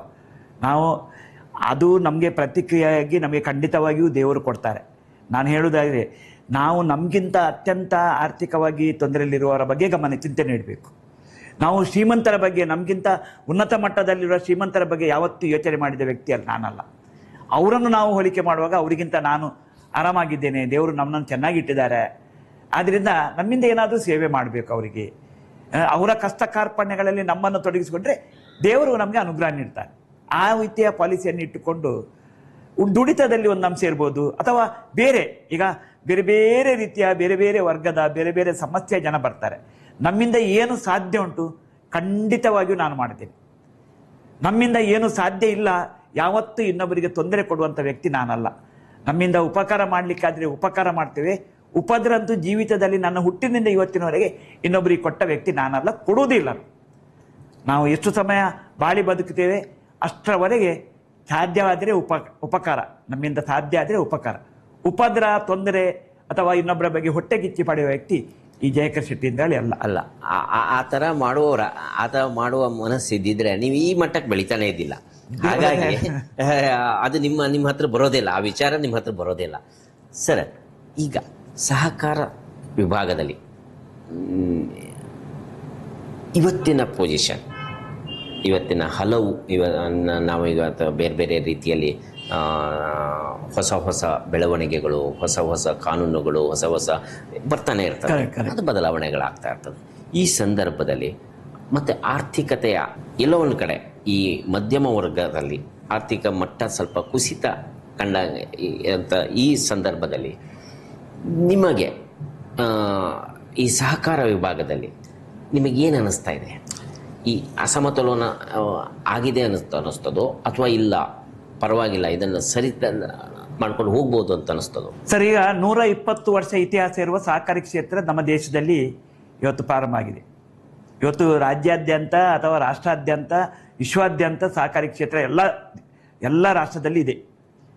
ನಾವು ಬೇರೆ ಬೇರೆ ಕಡೆಗೆ ಸಂಪರ್ಕ ಮಾಡಿದಾಗಲೂ ಅಲ್ಲಿ ಸಹಕಾರಿ ಕ್ಷೇತ್ರ ಒಂದು ಒಳ್ಳೆಯ ರೀತಿಯಲ್ಲಿ ಮುನ್ನಡೀತಾ ಉಂಟು. ವಿಶೇಷವಾಗಿ ನಮ್ಮ ದೇಶದಲ್ಲಿ, ಭಾರತ ದೇಶದಲ್ಲಿ ಇವತ್ತು ಒಟ್ಟು ಜನಸಂಖ್ಯೆಯ ಸುಮಾರು 40-42% ಜನ ಸಹಕಾರಿ ಕ್ಷೇತ್ರದಲ್ಲಿ ತಮ್ಮನ್ನು ತೊಡಗಿಸಿಕೊಂಡಿದ್ದಾರೆ. ಇವತ್ತು ಎಲ್ಲಿವರೆಗೆ ಅಂದರೆ ಇಡೀ ಆರ್ಥಿಕ ವ್ಯವಸ್ಥೆ, ನಮ್ಮ ಇಕಾನಮಿ ಸಿಸ್ಟಮು ನಮ್ಮ ಸಹಕಾರಿ ಕ್ಷೇತ್ರದಿಂದ ಮಾತ್ರ ಸಾಧ್ಯ ಎನ್ನುವ ಮಟ್ಟಕ್ಕೆ ಇವತ್ತು ನಮ್ಮ ದೇಶ ಬಂದಿದೆ. ಯಾಕಂದರೆ ಜನ ಇವತ್ತು ಗ್ರಾಮೀಣ ಪ್ರದೇಶದ ಕಟ್ಟ ಕಡೆಯ ವ್ಯಕ್ತಿಗೂ ಸಹಕಾರಿ ಕ್ಷೇತ್ರದಿಂದ ಯಾವುದೇ ರೀತಿಯ ಸಹಾಯ ಹಸ್ತ ನೀಡಲಿಕ್ಕೆ ಸಾಧ್ಯ ಉಂಟು. ಇವತ್ತು ವಾಣಿಜ್ಯ ಬ್ಯಾಂಕ್, ಖಾಸಗಿ ಬ್ಯಾಂಕಲ್ಲಿ ಕೆಲವು ಅಡೆತಡೆಗಳು ಉಂಟು. ಇವತ್ತು ಸಹಕಾರಿ ಕ್ಷೇತ್ರದಲ್ಲೇ ಹಾಗಲ್ಲ. ಇವತ್ತು ಅಲ್ಲಿ ದುಡಿಯುವಂಥ ನೌಕರರು ಸ್ಥಳೀಯವಾದ ನೌಕರರು, ಅಲ್ಲಿ ಆಡಳಿತ ಮಾಡುವ ಆಡಳಿತ ಮಂಡಳಿಯವರು ಸ್ಥಳೀಯವಾಗಿ ಚುನಾಯಿತ ಆಡಳಿತ ಮಂಡಳಿ, ಅವ್ರಿಗೆ ಗೊತ್ತಿದೆ ಯಾರ ಹತ್ರ ಠೇವಣಿಯನ್ನು ಪಡ್ಕೊಳ್ಬೋದು ಅಥವಾ ಯಾರಿಗೆ ಸಾಲ ನೀಡಿದರೆ ಅವರ ಮರುಪಾವತಿ ಸಾಮರ್ಥ್ಯ ಯಾವ ರೀತಿ ಇದೆ, ಎಷ್ಟು ಸಾಲ ಕೊಟ್ಟರೆ ಅವರು ವಾಪಸ್ ಕಟ್ಟಲಿಕ್ಕೆ ಸಮರ್ಥ ಎನ್ನುವಂಥ ವಿಚಾರಗಳನ್ನು ಸ್ಥಳೀಯವಾಗಿ ಸಹಕಾರಿ ಕ್ಷೇತ್ರದಲ್ಲಿ ಬಲ್ಲವರಾಗಿರ್ಲಿಕ್ಕೆ ಹೋಗಿ ಇವತ್ತು ಕಟ್ಟ ಕಡೆಯ ವ್ಯಕ್ತಿಗಳನ್ನು ಸಂಪರ್ಕ ಮಾಡಿಕೊಂಡು ಅವರ ವ್ಯವಹಾರ ಮಾಡಲಿಕ್ಕೆ ಅನುಕೂಲ ಮಾಡಿಕೊಂಡು ಈ ವ್ಯವಸ್ಥೆಯ ಮುಖಾಂತರ ಇವತ್ತು ಸಹಕಾರಿ ಕ್ಷೇತ್ರ ಅವಿಭಜಿತ ದಕ್ಷಿಣ ಕನ್ನಡ ಜಿಲ್ಲೆಯಲ್ಲಂತೂ ಅತಿ ಉತ್ತಮವಾಗಿದೆ. ಇವತ್ತು ಕರ್ನಾಟಕ ರಾಜ್ಯದಲ್ಲಿ ಸಹ ಸಹಕಾರಿ ಕ್ಷೇತ್ರ ಉತ್ತಮವಾಗಿದೆ. ಕರ್ನಾಟಕ ರಾಜ್ಯ ಸಹಕಾರ ಮಹಾಮಂಡಲದ ಒಬ್ಬ ನಿರ್ದೇಶಕನಾಗಿ ಸುಮಾರು 7,000 ಸಹಕಾರಿ ಸಂಸ್ಥೆಗಳು ಇವತ್ತು ನಮ್ಮ ರಾಜ್ಯದಲ್ಲಿದೆ. ಅಲ್ಲೊಂದು ಇಲ್ಲೊಂದು ಕೆಲವು ಸಮಸ್ಯೆಗಳು ಇಲ್ಲ ಅಂತಲ್ಲ, ಇರ್ಬೋದು. ಆದರೆ ಒಟ್ಟಾರೆ ಹೇಳುವುದಾದರೆ ಸಹಕಾರಿ ಕ್ಷೇತ್ರ ನಮ್ಮ ದೇಶದ ಆರ್ಥಿಕ ಅಭಿವೃದ್ಧಿಯಲ್ಲಿ ಪ್ರಾಮುಖ್ಯವಾದ ಪಾತ್ರ ಇವತ್ತು ಸಹಕಾರಿ ಚಳವಳಿ ಮುಖಾಂತರ ಆಗ್ತಾ ಉಂಟು. ಅದನ್ನು ಇನ್ನಷ್ಟು ಬದಲಾವಣೆ ಮಾಡಲಿಕ್ಕೆ ಇವತ್ತು ಕೇಂದ್ರದಲ್ಲಿ ನಮ್ಮ ಅಮಿತ್ ಶಾ ಅವರು, ನಮ್ಮ ಗೃಹ ಮಂತ್ರಿಗಳು, ದೇಶದ ಗೃಹ ಮಂತ್ರಿಗಳು ಸಹಕಾರಿ ಇಲಾಖೆಯ ಸಹಕಾರ ಸಚಿವಾಲಯವನ್ನು ಸ್ಥಾಪನೆ ಮಾಡುವುದರ ಮುಖಾಂತರ ಸಹಕಾರ ಮಂತ್ರಿಗಳಾಗಿದ್ದಾರೆ. ಕೇಂದ್ರದಲ್ಲಿ ಸಹಕಾರ ಮಂತ್ರಿಗಳು ಪ್ರಪ್ರಥಮ ಬಾರಿಗೆ ಆಗಿದೆ. ಸಹಕಾರ ಸಚಿವಾಲಯ ಪ್ರಪ್ರಥಮ ಬಾರಿಗೆ ಅಲ್ಲಿ ಆಗಿ ಅನೇಕ ಬದಲಾವಣೆಗಳನ್ನು ಸಹಕಾರಿ ಕ್ಷೇತ್ರದಲ್ಲಿ ಮಾಡುವುದರೊಂದಿಗೆ ನಮ್ಮ ರಾಜ್ಯದ ಸಹಕಾರ ಸಚಿವರಾದ KN ರಾಜಣ್ಣನವರು, ಅವರ ಮೂಲ ಸಹಕಾರಿ ಕ್ಷೇತ್ರದಿಂದ ಬಂದವರು. ಅವರು ರಾಜಕೀಯಕ್ಕೆ ಬರುವಾಗ ಮುಂಚೆಯೇ ಸಹಕಾರಿ ಕ್ಷೇತ್ರದಲ್ಲಿ ತಮ್ಮನ್ನು ತೊಡಗಿಸಿಕೊಂಡು ಇವತ್ತು ಅನೇಕ ಬದಲಾವಣೆಗಳು ಮಾಡಬೇಕು. ಸಹಕಾರಿ ಕ್ಷೇತ್ರ ಇನ್ನಷ್ಟು ಅಭಿವೃದ್ಧಿ ಆಗಬೇಕು, ಇನ್ನಷ್ಟು ಪ್ರಗತಿ ಆಗಬೇಕು. ಇನ್ನು ಬದಲಾವಣೆ ಮಾಡುವುದರ ಮುಖಾಂತರ ಇನ್ನಷ್ಟು ಜನರಿಗೆ ಸಹಕಾರ ನೀಡಬೇಕು. ಬೇರೆ ಬೇರೆ ವರ್ಗದವರನ್ನು ಸಹಕಾರಿ ಕ್ಷೇತ್ರದಲ್ಲಿ ಸೇರಿಸಿಕೊಳ್ಬೇಕೆನ್ನುವಂಥ ಇರಾದೆ ಇಟ್ಟುಕೊಂಡು ವಿಶೇಷವಾಗಿ ನಾನು ಒಂದು ವಿನಂತಿ ಮಾಡುವುದು, ಯುವ ಜನತೆ ಸಹಕಾರಿ ಕ್ಷೇತ್ರದಲ್ಲಿ ದೂರ ಇದ್ದಾರೆ, ಅವರನ್ನು ಹತ್ತಿರ ಮಾಡಬೇಕು. ಯಾಕಂದ್ರೆ ನಾನು ಈ ಸಲದ ಸಹಕಾರ ಸಪ್ತಾಹದ ಕಾರ್ಯಕ್ರಮವನ್ನು ಉಡುಪಿಯಲ್ಲಿ ಮಾಡುವಾಗ ಸುಮಾರು 5,500 ಯುವಕರನ್ನು, ಯುವ ಜನಾಂಗವನ್ನು, ವಿದ್ಯಾರ್ಥಿ ವೃಂದದವನ್ನು, ಬೇರೆ ಬೇರೆ ಕಾಲೇಜಿನ ವಿದ್ಯಾರ್ಥಿಗಳನ್ನು ಸೇರಿಸಿಕೊಂಡು ಅಜ್ಜರ್ಕಾಡು ಮೈದಾನದಲ್ಲಿ ಒಂದು ದೊಡ್ಡ ಮಟ್ಟದ ಸಹಕಾರ ಸಪ್ತಾಹದ ಕಾರ್ಯಕ್ರಮವನ್ನು ಮಾಡೋದರೊಂದಿಗೆ ಡಾಕ್ಟರ್ ಚಂದ್ರಶೇಖರ್ ಮನೋರೋಗ ವೈದ್ಯರು ಮತ್ತೆ ಅವರು ಒಳ್ಳೆಯ ಸಂಪನ್ಮೂಲ ವ್ಯಕ್ತಿ ಬೆಂಗಳೂರಿಂದ ಕರೆಸಿ ಅವರಿಂದ ಒಳ್ಳೆಯ ಮಾಹಿತಿ ಕೊಡುವುದರ ಮುಖಾಂತರ ಯುವ ಜನತೆ ಸಹಕಾರಿ ಕ್ಷೇತ್ರದಲ್ಲಿ ಅನ್ನುವಂಥ ಒಂದು ಸಬ್ಜೆಕ್ಟ್ ಇಟ್ಟುಕೊಂಡು ಅನೇಕ ವಿಚಾರಗಳ ಬಗ್ಗೆ ಅಲ್ಲಿ ಅವರಿಂದ ಒಂದು ಓರಿಯೆಂಟೇಷನ್ ಮಾಡಿಸಿದ್ದೆ. ಯಾಕಂದರೆ ನಮ್ಮ ಉದ್ದೇಶ ಏನು, ಯುವ ಜನತೆ ಸಹಕಾರಿ ಕ್ಷೇತ್ರಕ್ಕೆ ಬರಬೇಕು.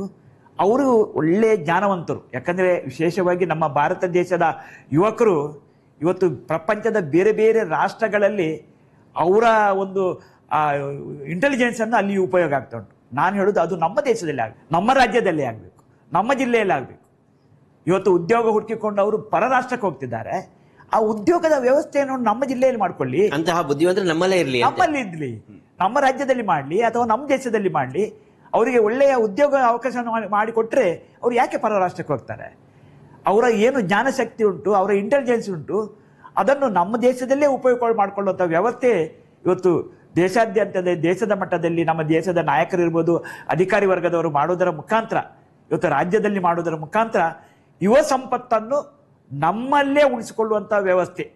ಅವರಿಗೆ ಒಳ್ಳೆಯ ಸಂಬಳ ನೀಡಬೇಕು, ಬೇಕಾದ ಸವಲತ್ತು ನೀಡಬೇಕು, ಅದರೊಂದಿಗೆ ಅವರ ಜ್ಞಾನವನ್ನು ನಮ್ಮಲ್ಲೇ ಉಪಯೋಗ ಅಂತ ಆಗುವಂಥ ವ್ಯವಸ್ಥೆ ಖಂಡಿತವಾಗಿಯೂ ಮುಂದಿನ ದಿನಗಳಲ್ಲಿ ಸಂಬಂಧಪಟ್ಟವರ ಮುಖಾಂತರ ಆಗಬೇಕೆನ್ನಂಥ ಒಂದು ಆಸೆ ನನ್ನದಿದೆ. ಖಂಡಿತವಾಗಿ ನಿಮ್ಮ ಆಸೆ ಭಾರಿ ಒಳ್ಳೆಯದು ಸರ್. ಇದು ಬೇಕಾಗಿರುವಂಥದ್ದು. ಬಟ್ ಇದರ ಜೊತೆಗೆ ಎಲ್ಲೋ ಒಂದೊಂದು ಕಡೆ ಅಲ್ಲೊಂದು ಇಲ್ಲೊಂದು ನಮಗೆ ಕಣ್ಣಿಗೆ ಕಾಣೋದು ಒಂದು ವೈಟ್ ಹಾಳೆಯಲ್ಲಿ, ಬಿಳಿ ಹಾಳೆಯಲ್ಲಿ ಎಲ್ಲೋ ಒಂದು ಸಣ್ಣ ಇಂಕ್ ಬಿದ್ದಿದ್ರೆ ನಮಗೆ ಆ ಬಿಳಿ ಹಾಳೆಗಿಂತ ಮುಖ್ಯವಾಗಿ ನಮಗೆ ಅದೇ ಕಾಣಿಸ್ತದೆ. ಹಾಗೆ ಎಲ್ಲೋ ಒಂದು ಕಡೆ ಕೆಲವು ಸಹಕಾರ ಸಂಘಗಳು ದಿವಾಳಿ ಆಗ್ತಾ ಇದೆ, ಅಥವಾ ಜನರ ಹಣವನ್ನು ಇದು ಮಾಡ್ತಾ ಇದೆ, ಜನರ ಡಿಪಾಸಿಟ್ ಹಣವನ್ನು ವಾಪಸ್ ಕೊಡ್ತಾ ಇಲ್ಲ, ಎಲ್ಲೋ ಮೋಸ ಮಾಡ್ತಾ ಇದೆ. ಈ ಥರ ಎಲ್ಲ ಮಾತುಗಳು ನಮ್ಮ ಮುಂದೆ ಆಗಾಗ ಕೇಳ್ತಾ ಇರೋದು ನಿಮ್ಮ ಗಮನಕ್ಕೂ ಬಂದಿದೆ ಅಂತ ಅನಿಸ್ತದೆ. ಬಟ್ ಅದು ಅಲ್ಲಿಯ ಆಡಳಿತ ವ್ಯವಸ್ಥೆಯ ವೈಫಲ್ಯದಿಂದಾಗಿ ಹಾಗೆ ಆಗ್ತಿದೆಯೋ ಅಥವಾ ನಿಜವಾಗ್ಲೂ ಅವು ಮುಳುಗಿದೆಯೋ, ನಿಮಗೇನು ಅನ್ನಿಸ್ತದೆ ಸರ್? ಈಗ ಇದು ಸಮಸ್ಯೆಗಳು, ಇದರ ಬಗ್ಗೆ ನಾವು ಖಂಡಿತವಾಗಿಯೂ ನಾನು ಗಮನ ಹರಿಸಿದ್ದೇನೆ. ಯಾಕಂದರೆ ಹೊಸ ಸಹಕಾರ ಸಂಸ್ಥೆಗಳಿಗೆ ನೋಂದಣಿ ಮಾಡುವಾಗ ಅವರ ಪೂರ್ವ ವಿಚಾರಗಳನ್ನು ತಿಳ್ಕೊಳ್ಬೇಕು. ಯಾಕಂದರೆ ಸಂಸ್ಥೆ ಮಾಡುವ ವ್ಯಕ್ತಿಗಳ ಒಂದು ಬ್ಯಾಕ್ಗ್ರೌಂಡು, ಅವರು ಮುಂಚೆ ಏನಾಗಿದ್ದರು, ಅಥವಾ ಎಲ್ಲಿ ಮಿಸ್ಆಪರೇಷನ್ ಮಾಡಿದ್ದಾರೆ, ಎಲ್ಲಿ ಹಣ ದುರುಪಯೋಗ ಮಾಡಿದ್ದಾರೆ, ಅವರ ಮೇಲೆ ಏನು ಕೇಸ್ ಇದೆ, ಅದನ್ನೆಲ್ಲ ಗಮನಕ್ಕೆ ತಗೊಂಡು ಇವತ್ತು ಸರ್ಕಾರದ ಅಧಿಕಾರಿ, ಅದಕ್ಕೆ ಸಂಬಂಧಪಟ್ಟ ಅಧಿಕಾರಿ ವರ್ಗದವರು ಆ ನಂತರ ಯಾರು ಅರ್ಜಿ ಕೊಟ್ಟರು ಅವರಿಗೆ ಕೂಡ ಸಂಸ್ಥೆ ರಿಜಿಸ್ಟ್ರೇಷನ್ ಮಾಡೋದಲ್ಲ.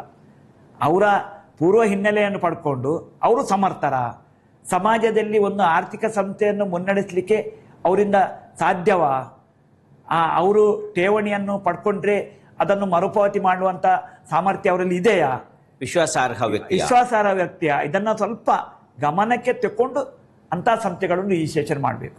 ಇವತ್ತು ನೀವು ಹೇಳಿದ ಕೆಲವು ಕಡೆ ಹಣ ದುರುಪಯೋಗದ ಇರ್ಬೋದು ಅಥವಾ ಬೇರೆ ಬೇರೆ ಸಮಸ್ಯೆಗಳು ಇದೆ.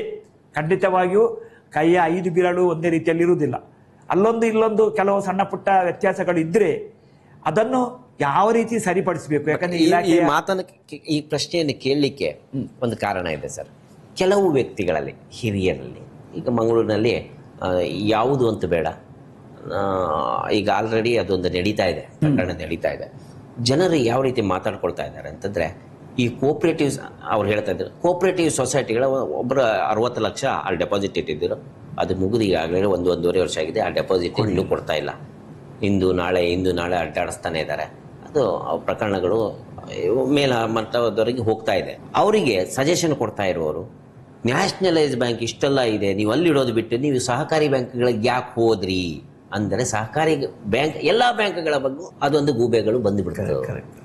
ಆ ಕಾರಣದಿಂದಾಗಿ ನಾನು ನಿಮಗೆ ಈ ಪ್ರಶ್ನೆಯನ್ನು ಕೇಳಬೇಕಾಗುತ್ತೆ ಸರ್. ಪ್ರಶ್ನೆ ಖಂಡಿತವಾಗಿ ಒಳ್ಳೆಯದು. ನಾನು ಇವತ್ತು ಗ್ರಾಹಕರಿಗೆ ಅಥವಾ ನಮ್ಮ ಸದಸ್ಯರಿಗೆ ಠೇವಣಿ ನೀಡೋರಿಗೆ ಒಂದು ಮಾತು ಹೇಳ್ತೇನೆ, ಯಾವತ್ತು ಆಕರ್ಷಣೆ ಇರುವಂಥ ಸಂಸ್ಥೆಗಳಲ್ಲಿ ಸ್ವಲ್ಪ ಯೋಚನೆ ಮಾಡಿ. ಇವತ್ತು ಈಗ ಕರ್ನಾಟಕ ರಾಜ್ಯದಲ್ಲಿ ಸಹಕಾರ ಇಲಾಖೆಯಲ್ಲಿ ಸಹಕಾರ ಸಚಿವರು ತಿದ್ದುಪಡಿ ಮಾಡ್ತಾ ಇದ್ದಾರೆ.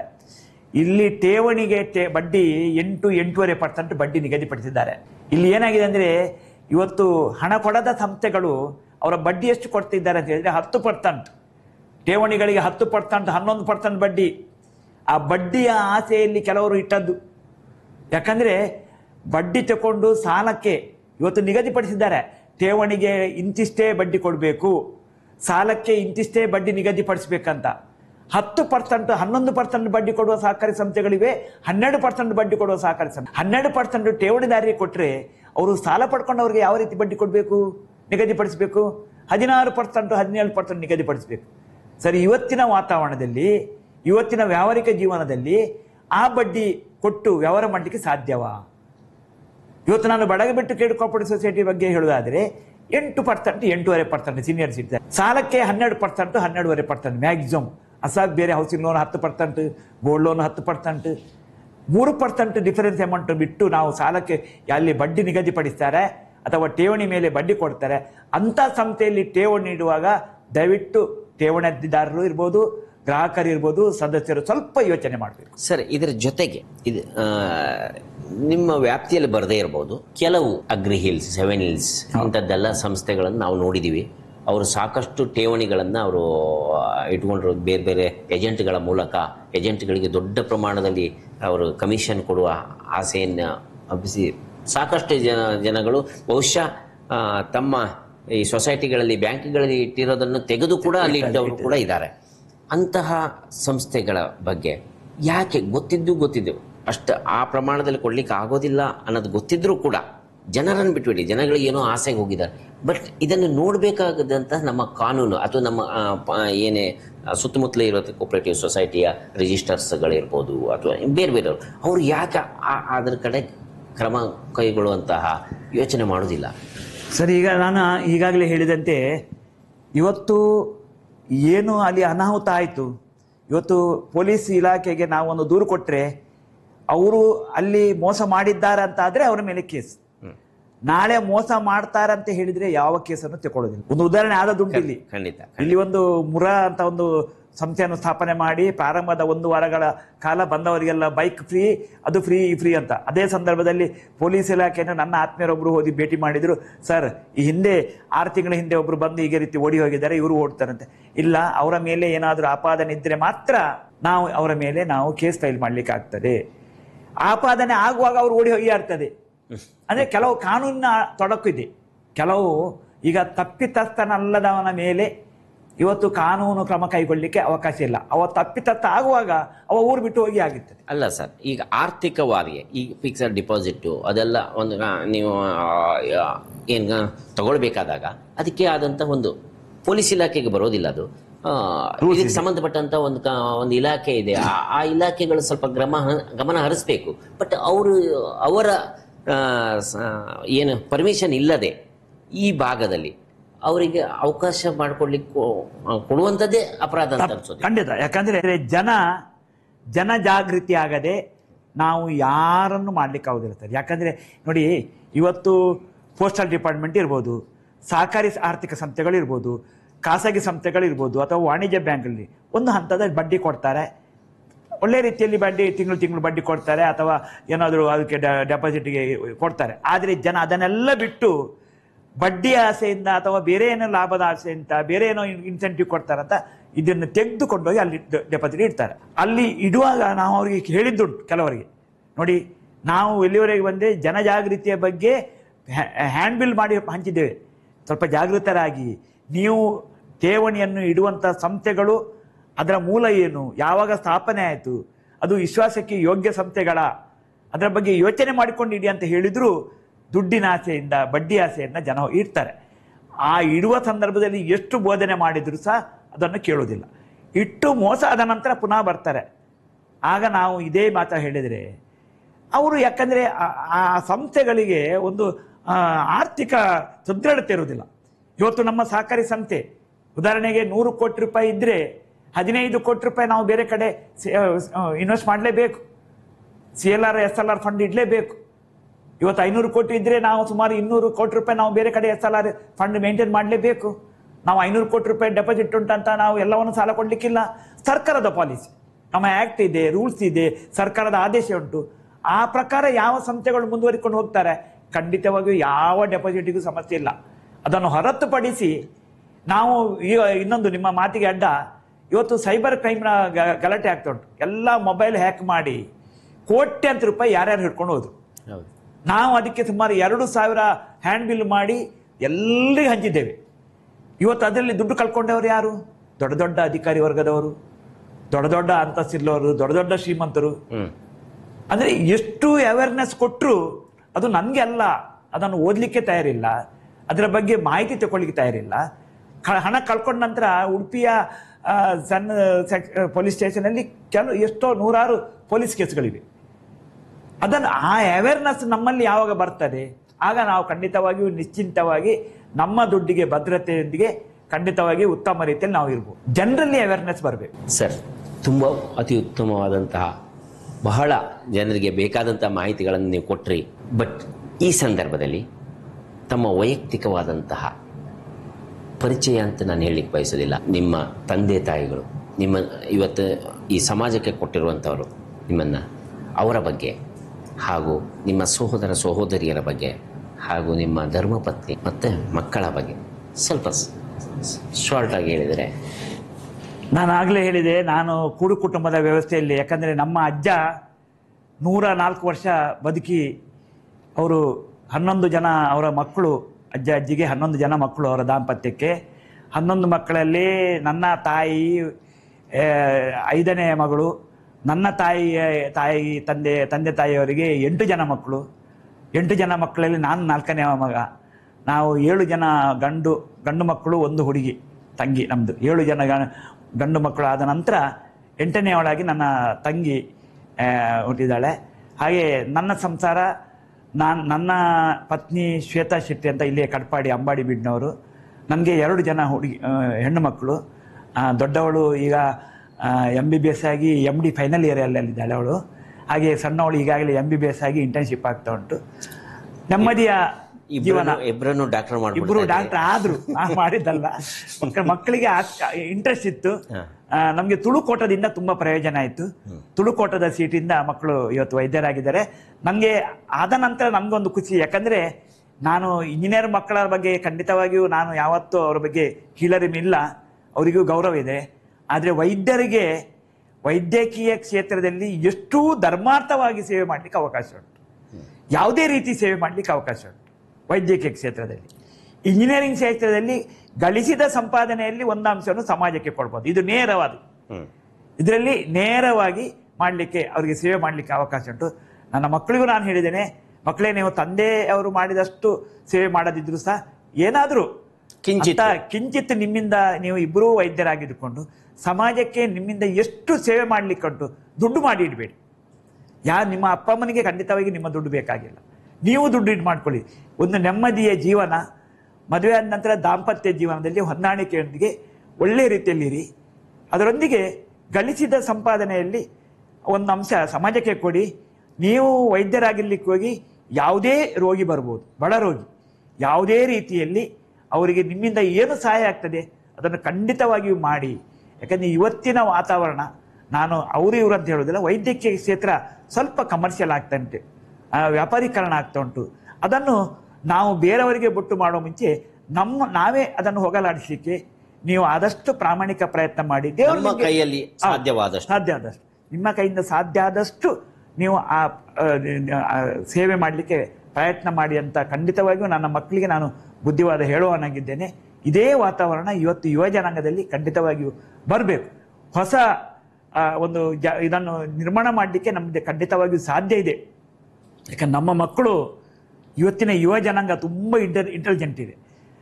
ಅದರೊಂದಿಗೆ ಅವರಿಗೆ ಸ್ವಲ್ಪ ಆಧ್ಯಾತ್ಮಿಕದ ಬಗ್ಗೆ, ಸಂಸ್ಕಾರದ ಬಗ್ಗೆ, ಸಂಸ್ಕೃತಿಯ ಬಗ್ಗೆ, ಕಷ್ಟ ಸುಖಗಳ ಬಗ್ಗೆ ಇದನ್ನು ನಾವು ಪೋಷಕರು ಅವರ ಗಮನಕ್ಕೆ ಪ್ರಾರಂಭದ ದಿನದಿಂದಲೂ, ಯಾಕಂದರೆ ಮನೆ ಕಟ್ಟುವಾಗ ಪಂಚಾಂಗ ಸ್ಟ್ರಾಂಗ್ ಇದ್ದರೆ ಆ ಮನೆ ಎಷ್ಟು ವರ್ಷ ಆದರೂ ಬೀಳುವುದಿಲ್ಲ ಅಂತ. ಅದೇ ರೀತಿ ಈ ಮಕ್ಕಳಿಗೆ ಪ್ರಾಥಮಿಕ ಹಂತದಲ್ಲೇ ನಾವು ಒಳ್ಳೆಯ ಒಂದು ಸಂಸ್ಕಾರವನ್ನು ಮಾಡಿದರೆ ಆ ಮಕ್ಕಳು ಖಂಡಿತವಾಗಿಯೂ ಒಳ್ಳೆಯ ರೀತಿಯಲ್ಲಿ ಜೀವನ ಸಾಗಿಸಿ ಸಾಧ್ಯ ಉಂಟು. ಸಮಾಜದಲ್ಲಿ ಒಳ್ಳೆಯ ವ್ಯಕ್ತಿ ಆಗಲಿಕ್ಕೆ ಸಾಧ್ಯ ಉಂಟು. ಸಮಾಜ ಸೇವೆ ಮಾಡಿ ಇನ್ನೊಬ್ಬರಿಂದ ಗೌರವ ಪಡಲಿಕ್ಕೂ ಖಂಡಿತವಾಗಿಯೂ ಸಾಧ್ಯ ಉಂಟು. ಇದು ನಾವು ಸಮಾಜಕ್ಕೆ ಕೊಡುವ ಋಣ. ಯಾಕಂದರೆ ನಾವು ಎಲ್ಲ ಋಣಗಳನ್ನು ಹೊತ್ತುಕೊಂಡು ಹುಟ್ಟುತ್ತೇವೆ ಅಂತೆ. ಸಮಾಜದ ಋಣ ಉಂಟು, ಭಾಷೆಯ ಋಣ ಉಂಟು, ಜನರ ಋಣ ಉಂಟು, ವಿದ್ಯೆಯ ಋಣ ಉಂಟು. ಇದೆಲ್ಲ ಋಣಗಳನ್ನು ಹೊತ್ತುಕೊಂಡು ಹುಟ್ಟಿದ ನಾವು ಜೀವಿಗಳಲ್ಲಿ ಶ್ರೇಷ್ಠವಾದ ಜೀವಿ ಮನುಷ್ಯ ಜೀವಿ. ಇವತ್ತು ನಮ್ಮ ಸುತ್ತಮುತ್ತ ಕೋಟ್ಯಾಂತರ ಜೀವಾಣುಗಳಿವೆ. ಆದರೆ ಮನುಷ್ಯನಿಗೆ ಮಾತ್ರ ತನ್ನ ಮಾತನ್ನು ಹೇಳಲಿಕ್ಕೆ ಅವಕಾಶ ಉಂಟು, ಇನ್ನೊಬ್ಬರ ಮಾತನ್ನು ಕೇಳಲಿಕ್ಕೆ ಅವಕಾಶ ಉಂಟು. ಬೇರೆಲ್ಲ ಜೀವಾಣುಗಳು ಮೂಕ ಪ್ರಾಣಿಗಳು.